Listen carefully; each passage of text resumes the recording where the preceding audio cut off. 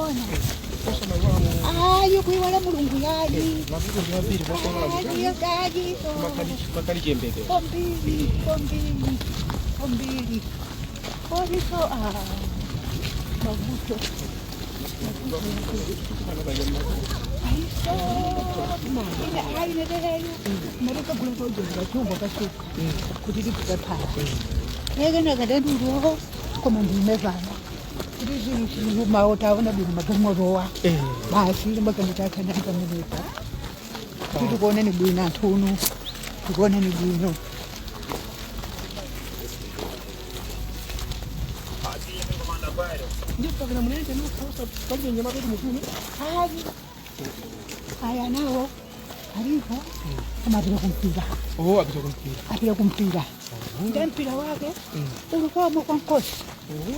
Mkosini. Ndio kumene kuli mpira wako. Nao atira winda. Kutako kuli mpira kumpira. Ya, mbanje mere iyi. Iyi. Babu napenda Italia.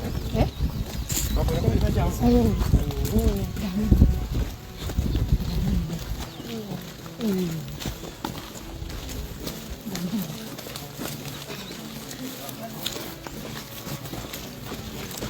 Banapi. Abatana nguo watu. Abatana nguo.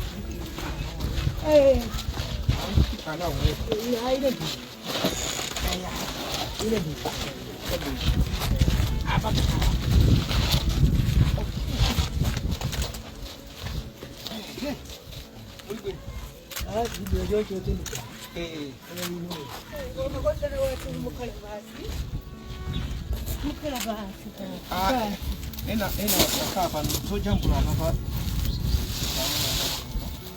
Kalani. Hai.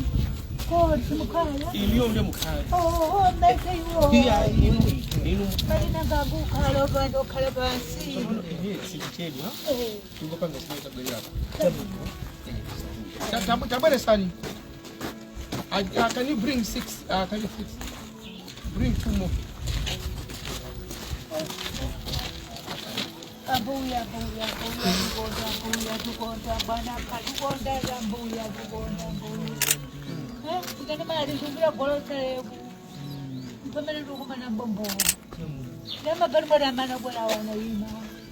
Ya kujifunza ulimayi watu mudikuri dadi sofuzi. Alodi elitiko kuona. Ngebu bwana kwantu.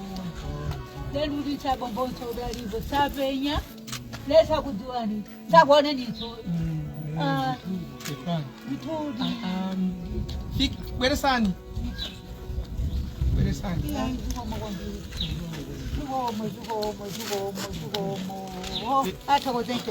Utanzile unyamula? Where sani? Ndio ukati. Shauda ndiye atoko. Ndiye atoko. Shauda ndiye atoko. Shauda.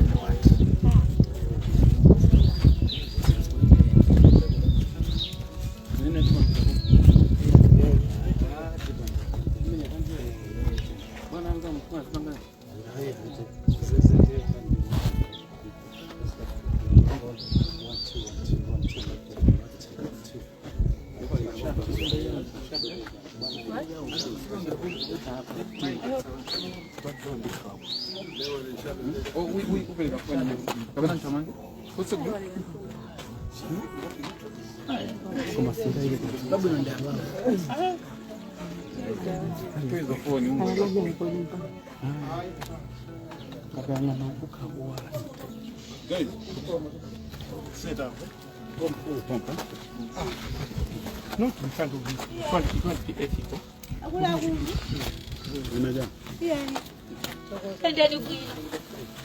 Uyenda bwino nditambula bulu mwende bwino kula. Iya izuko bokwambili tukuthokoza.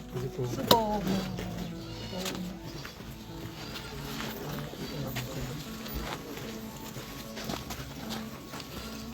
Agogo. Ndi mudzi mwanje muno.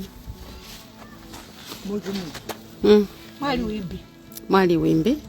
Ndiye kachinda moto. Tathokoza kwambiri. Ndithu.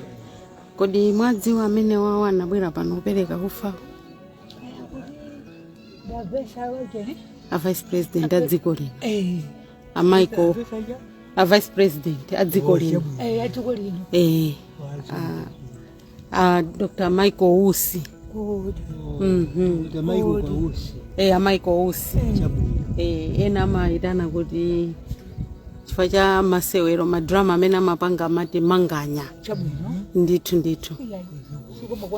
Ife tathokoza. Tikonsene ndikuthokoza kumwenda bwino ndithu tija February tija tikuthokoza kwambiri bakudalitseni mwenda bwino zikomo kwambiri tathokoza zikomo ino masana bwino zikomo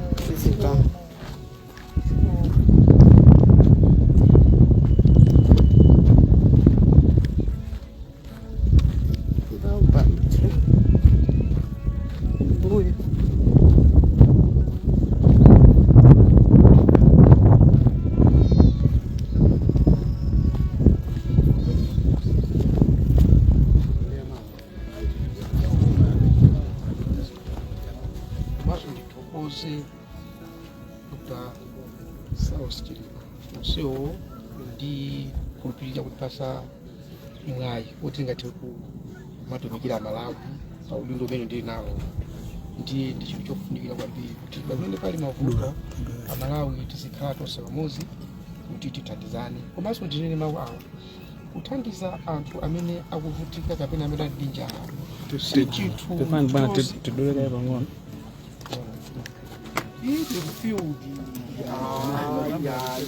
It doesn't matter really. We are field. People will know what to do.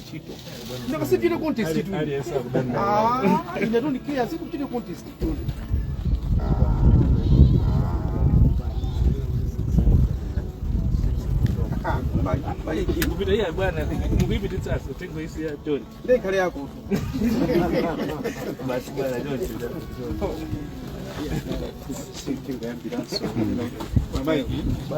kufunikira kwa thandizo limene mukupereka boma lino la Dedza komanso madera ena anena kuti kulikonse kumene kuli anthu andi kuli vuto la njala ndikofunika kuti ngati pali kuthekera Malawi ife tithandizane kuti andinzacho komanso ndizine kuna kuti ndithokoze kwambiri Mulungu ndithokozenso a president athu Dr. Lazarus Chakwera komanso Dr.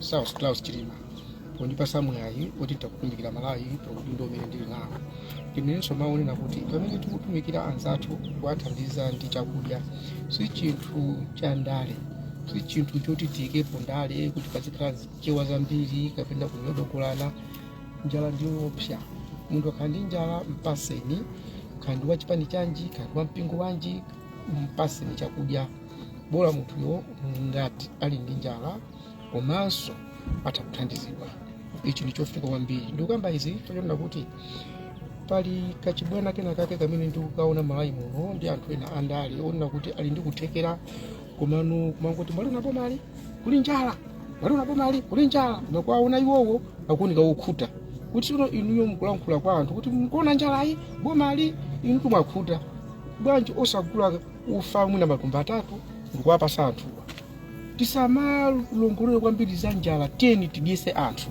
fa kulongolola za njala sikuti anthu akhuta koma tigule chakudya tipereke chimanga chimene tatenga tachokera ku Dodima imene ili mu ofisi ya president. Dodima ni bungwe la boma limene lili mu ofisi ya president ndi cabinet ndi chimanga chija ndatenga chija komanso pali ndolomeka choperekera ufawo ndi wa ine mwini kuti boma likupanga izi inenso ndili kuthekera ndi anzanga ndimagwira nawo chilo kwa Adra Zungu amene akumandithandiza kuti sotigawire anthu tsopano ngati munthu ndi kuthekera sikuti kuchoka kuboma kokha kandi ku kampani kandi ku mipingo tiye tithandizane sizoti wina atichude kuti chakuti koma njala ndi njala mwina muna pamalo pena mnayankhulapo nena kuti mwina anthu asamaganizira za sima mwina azidya kusowa zinthu zina mwina tangoti tambasuleni kuti kofunika sobwanji potengera ndi kusintha kwa nyengo ndi njala imatipeza izo ngambiri malinga ndi kusintha kwa nyengo madera ena chimanga chikukanika kwina mbatatazo kulola chinangwa chikulola koma kuti nanga si mutu mwathu muti nangozolowera ambiri ife kunena kuti ngati sunadye sima sunadye koma udye sima ndiye wadya ndiye imakhala kuti ndi maganizo a mutu kuti kudyako mimba yakhuta koma mutumu ukuti iwe sunakhute ndi chimene umamva iwe nchoti sinakhuta ndiye ndimacheza ndi amayi amene pani pachapo kuti ndimve maganizo awo ananenaso kuti yayi ukadya mbatatazi udyebe sima ndiye pali ntchito yayikulu atulankhani inu maskulumu machali chiti Tanzania kuti tiziwe kuna kuti chakudya njala tukuyigenda ndi chinangwa imathawa kuyigenda ni mbatata imathawa kuyigenda ni sima imathawa ndiye kuli bwinonso tutenge maphunziro amene kuti anthu tidziwe kuti chakudya si sima yokha koma pali zambiri. Your Honor, can you highlight the importance of this food distribution exercise that you are carrying in Dedza and other districts?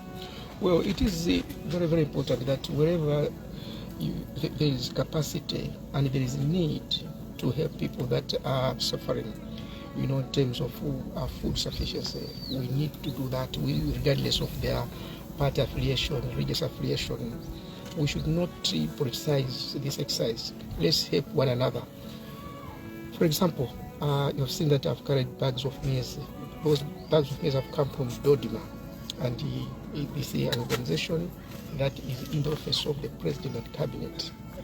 And I also carried some bags of maize flour that is coming from me. What I'm trying to demonstrate is that apart from the maize that I'm distributing from government, I have the capacity because I have friends that I worked with when I was in Adra that are helping me to help other people.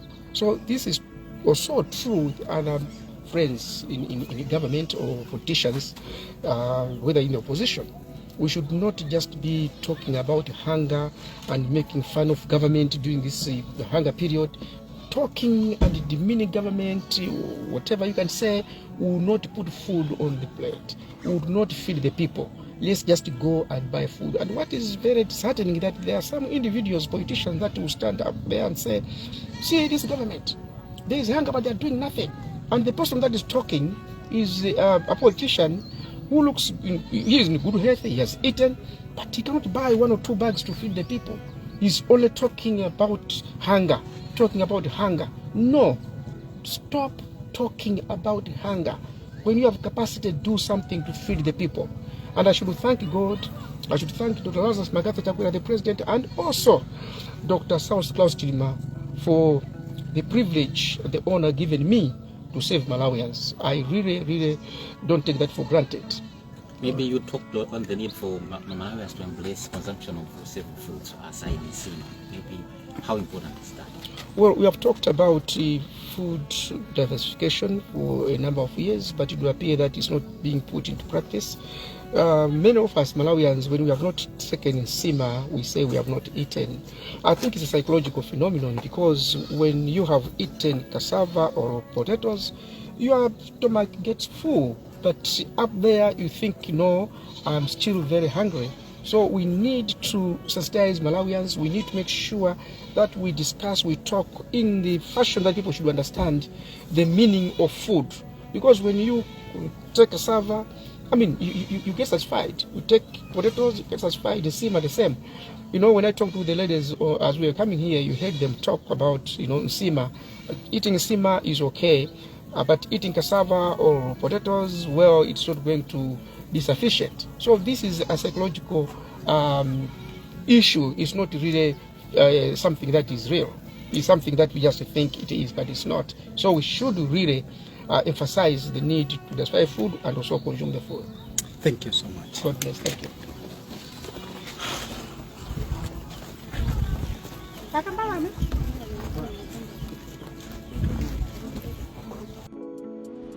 Osaiwala kupanga subscribe ku channel ya AMTV Malawi.